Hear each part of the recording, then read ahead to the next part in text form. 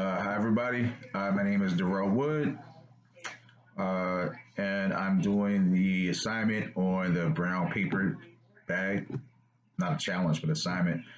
So we were told to get a brown paper bag, put three things in the bag that means something to us, and kind of talk about those things.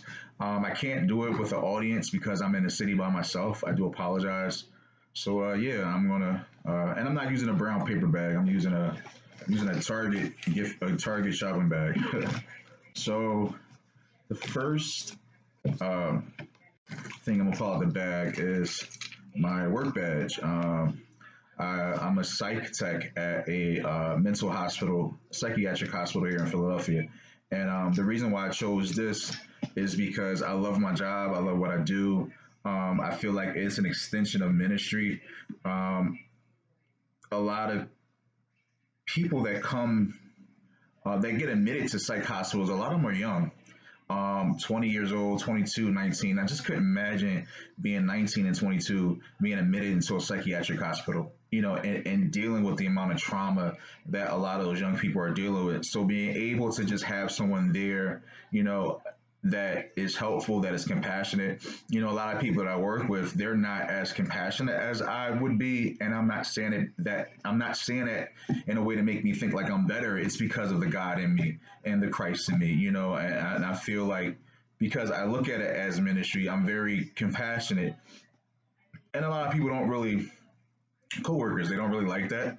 And, it can come off as if being like you're being too good, or you're being like, goody two shoes, or whatever. But it's really like I really take that job serious, because at the end of the day, I feel like when we go before God, we got to give an account of the things that we did. And that was, and I feel like this is an opportunity for me to show God and to show the love of Christ. So I try to do that. And it's not even through just like uh ministering or sharing the gospel. It's just through my compassionate uh approach that I take to client care. So I really love my job, so I chose that. The next thing I'm gonna pick is, it's my phone actually, but on my phone you can't really see it, but there's an offer letter to the University of Pennsylvania. So the classes at Regent, my classes will be done July 7th, and then July 17th I start my graduate program, getting my master's in education and in school and mental health counseling. And I picked this because I've always wanted to go to Penn.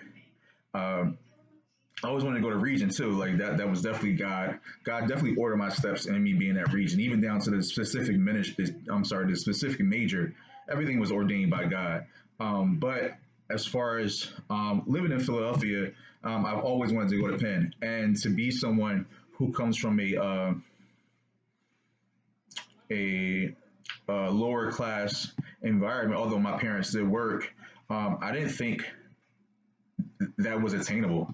Um, I remember maybe like, well, like, so last year, I took I did a like an employment training program, and during the end of the program, the individuals were able to be employed with University of Pennsylvania.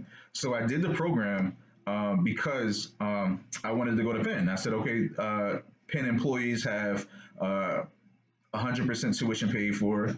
I said after I'm done with Region, I'll just go to Penn, and it'll be paid for. So I didn't get the actual job, and I was kind of let down because during the process, um, God kept showing me Penn, right? God kept showing me Penn, so I said, okay, this is where God wants me to be at. So then when I didn't get the job, I was let down. I said, God, like, I know what you showed me, like, what's going on? So fast forward to 2024, the end of 2024, and getting the interview to call to interview for the graduate program, and then not only being accepted, but given a $60,000 scholarship, which is pretty which is really kind of rare at Penn. They really don't give that much for their master's program, scholarships for their master's program. So that was confirmation that that God definitely did not let me down. He was faithful. He did what he said he was going to do. So Sometimes I sit back and I just like, wow, man, like God really, he really blew my mind with that. So yeah, and I want to be a Christian therapist.